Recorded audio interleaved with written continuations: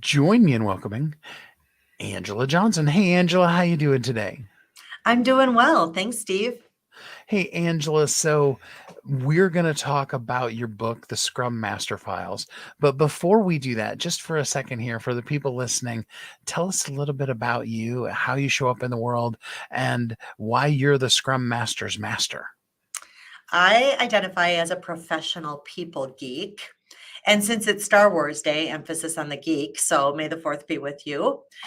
So, professional people geek. I'm kind of a recovered project manager in that I used to be one, but it never felt right. I felt like I was checking up on people, kind of like their adult daycare provider. And when I found Scrum, I decided that's what I wanted to do. It was more about coaching, guiding, helping people. That's what gets me out of the bed in the morning is helping people reach their goals and objectives. So 14 years ago this year, I started my own firm, collaborative leadership team, to be able to do that. So I have the pleasure of coaching and teaching and working with Scrum Masters every day. I love your company because the abbreviation for it is the Cool Lead Team. Right? Exactly. And we're in Minnesota where everything is just cooler, Hmm. literally. So the book is called The Scrum Master Files: Secrets Every Coach Should Know. Um, Tell us a little bit, first of all, about the difference between just a regular coach and those that understand Scrum and are using it or want to use it effectively for the things they do in leadership. Yeah, in this day and age, there are so many definitions of coach. You could look at sports coaches who do have some sort of domain acumen. If you look at an international coaching federation, the ICF, they talk about coaching being completely agnostic. So it's just someone who's going to help you help yourself. So when we talk about Scrum Master as coach, that's only one stance that a Scrum Master has to perform in because they're helping people work together, hence the Scrum metaphor, right? Scrummage, rugby like huddle, helping a team of people work better together. So a Scrum Master has to effectively help people work this entirely different way, which is no small thing. But then they're also the teacher. They're also teaching on this new method, and in many cases, just providing objective neutral facilitation so that conversations can go better to help people meet their goals and objectives. Because sometimes we have the best of intentions, but we just talk past each other or we don't understand each other. And a true neutral who's paying attention to the people stuff can really add a lot of value in making those conversations go more effectively.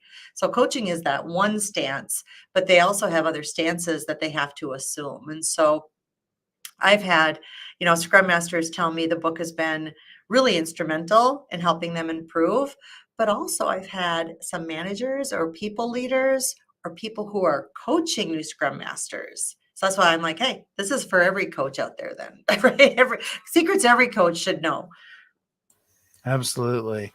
So a person goes to a conference or somebody even comes into their facility and helps you understand, yes, I can use this Scrum thing. I can use that concept of, rugby and in the huddle and us really being a team. And they fall in love with it and they really begin to adopt it. Um, but that doesn't necessarily mean that just because it sounded really cool at the conference that you don't need a little bit of help. So for the newer people that have jumped into that and they're really excited about it, what are some of the things that they really should know starting off so that they don't have to say, I wish I would have known that sooner? Progress, not perfection. Progress, not perfection. Because anytime we undertake something new, it's not going to go perfectly the first time around. And that's not even the point. Here we're talking about working in a whole different way, and it will be more effective. But initially, it's going to kind of feel like, oh, right. This is just kind of revealing where we have impediments and where we have problems. That is the framework doing its job. And a Scrum Master has to stay the course a little bit to understand this is progress. We are making progress and we will start to improve. This is just uncovering where we need to put our focus. So people get excited and then they want to do things right. So I always coach people to let that go, right? Progress, not perfection. So then let's talk about the really necessary element of people skills. Because if you're leading a team, you got to be in tune to the people skills. So what kind of things should a person be aware of to because we'll just assume they do have the people skills. We won't beat them up today, but so that some of them need it, but we won't do that right now anyway. To be able to help lead their team and see where those problems are coming up. Does that make sense what I'm saying? It does. And when I say people geek, you gotta like working with people. And like you say, we're not gonna beat some folks up today, but I respect people for their choices. And there are some people who are like, I am so not interested in that job. Hey, thank you for your honesty. Thank you. Because we really need somebody who wants to do it. So, what do we mean by getting in tune with those people skills? First and foremost is active listening. And listening doesn't just happen with our ears, a lot of it happens with our eyes. So, in this virtual way of working, cameras are essential. Cameras are essential to be able to pick up on those nonverbals and those facial expressions. But more importantly, then we got to tune our active listening skills to really pick up on vocal inflection, which reveals emotion, what's being said, what's not being said. And it's really hard to do that when you're talking. So I always recommend that Scrum Masters wait, which just stands for why am I talking? Wait, so that they can actually tune in to what's being said and what's not being said. The other thing is in the virtual realm, if a Scrum Master has to move into facilitation, like we talked about, hey, I'm looking right into the camera, so it looks like I'm looking at you. It looks like I'm looking right at one of our listeners or somebody who's watching here today. But if I'm facilitating a virtual meeting, my head might look a little bit like it's on a swivel, because if I'm looking at faces, I'm looking for a hand raised or a furrowed brow that shows that somebody's confused, I'm going to miss that if I'm not paying attention. And so it really takes a lot of energy to pay attention to those things and really be tuned in to some of those nonverbal things. The verbal stuff is important too, but that's easier, right? The verbal stuff's easier to pick up on. The nonverbal stuff is where a Scrum Master really is going to work and work at that. Now, the first time I interviewed you, you did a primer course for me on what Scrum even was and stuff like that. And I've had all kinds of interesting questions come into my mind now since then, now that I know what I'm talking about a little bit. Um, and, because Scrum is based out of rugby being a little bit more aggressive of a sport than than others. It's a much more active sport than, say, baseball is. Um, Many rugby players that I've known are kind of aggressive individuals, not in a bad way, but they're you know um You've when seen we're those talking, videos of the haka. yeah, Yes, I know yeah, what you're yeah. talking about. For when we bring that over to business and we bring over somebody that's running a scrum, they're the master in that group. um when we talk about people skills, how important is it for a person to overcome that? I always think of Bobby Knight throwing chairs during baseball, during basketball games, come over that. Or do we just take and embrace the personality that is who we are? And if we're kind of a person, we lean into that. I mean, which way really, does that make sense? The It question I'm does. asking you, It the does make how we do sense. that. It does make sense. And a number of articles and things out there about Scrum Mastery or coaching will call that your signature presence, kind of what's your shtick or your style. And not every Scrum Master has to be that way. I kind of consider myself a bit of a tough love coach, but other members of my team who are just as effective are a totally different style, totally different behavioral style. I've even had students say, I'm a bit of an introvert. Is Scrum Mastery for me? Can I be effective as a Scrum Master as an introvert? Absolutely. It's more about having a servant leadership mindset. So a Scrum Master isn't, command and control or telling people what to do, how to do it, when to do it, because then they're never going to learn for themselves. So Scrum Master is all about enabling that team to work together in a rugby-like approach. So the huddle, right? Pulling together in the same direction towards a common goal versus if we're all doing our own thing and pulling in different directions, we're not going to meet our goals and objectives. And so how a Scrum Master does that, you're absolutely right. It's going to depend a lot on that person and what their signature presence is, their behavioral style is, and not everybody's going to be the same.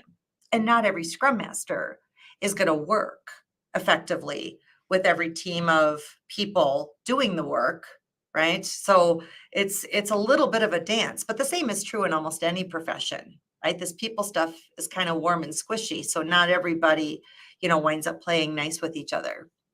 But it is something to be aware of. But it's more of a servant leadership mindset. It's not about them, it's about the people they're serving. I love how you put that because, then you have the elements of you need to know who you are. You don't Mhm. want to emulate this other person because they were really great at it.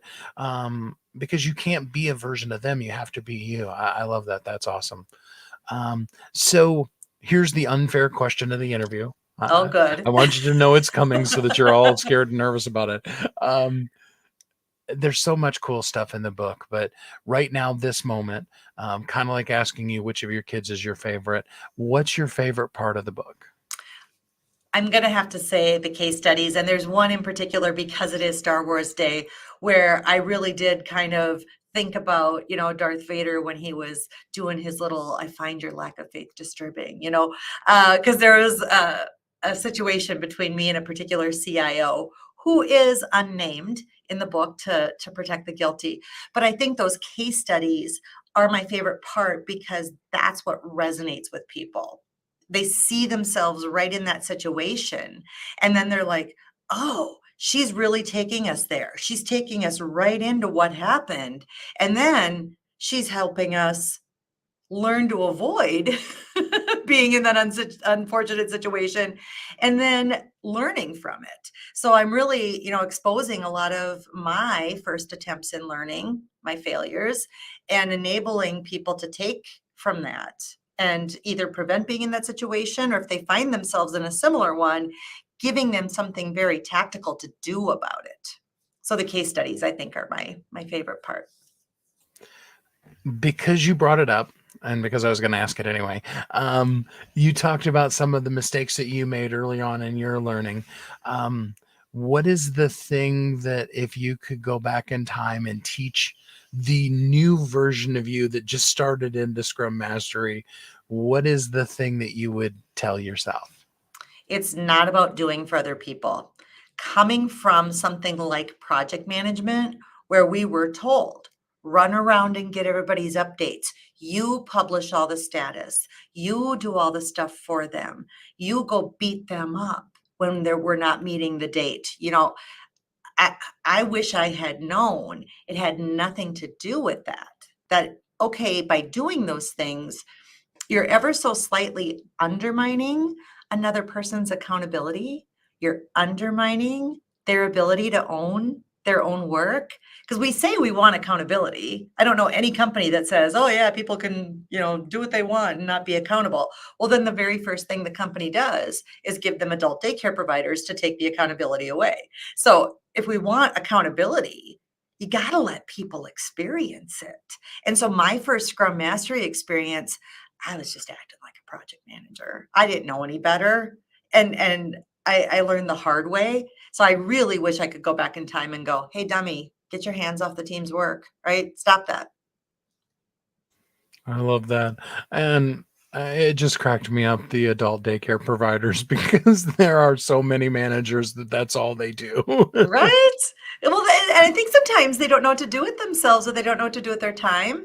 And one of the best quotes I ever heard was from a leader who got it. And she said, thank goodness for Scrum Masters because now it freed me to be what I always thought a leader was supposed to be. And I'm like, I wish every manager thought like you did. Absolutely.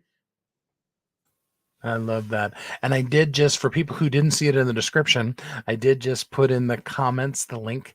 You can actually get this book. And this is amazing because this is a great May the 4th present for you. You can get the book today in ebook form for free.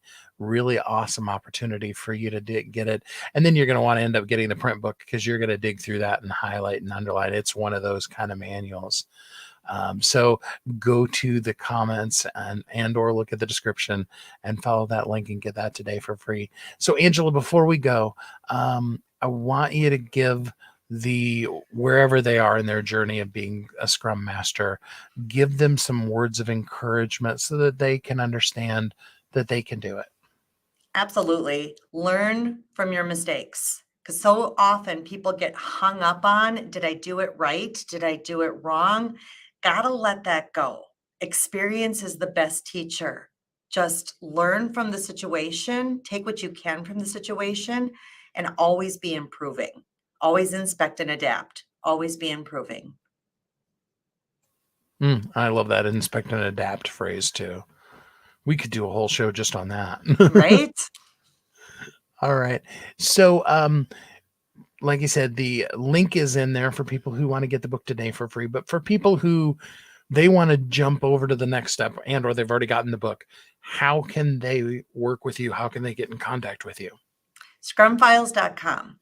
And in fact, if they go to scrumfiles.com, we have another free gift for them. They get a download with how to get started with Scrum and Agile. So they can check that out at scrumfiles.com. If they're like, no, we just want to find you on socials, I always tell people to go to LinkedIn. But if they put in Angela Johnson, there's like 32,000 of us because Johnson is so unique. But if you put in Angela Johnson Scrum, I pop right up. I bubble right up to the top. That is perfect. Well, Angela, I'm so excited about the launch day or the relaunch, the marketing, whatever we want to call today, of your book. And I'm looking forward to the exciting stuff that's going to happen today and more stuff that we do together. Everyone, you really do need to get the Scrum Master files, secrets that every coach should know. Get your copy today. Angela, thanks so much for being with us here on the show today. Thanks for having me.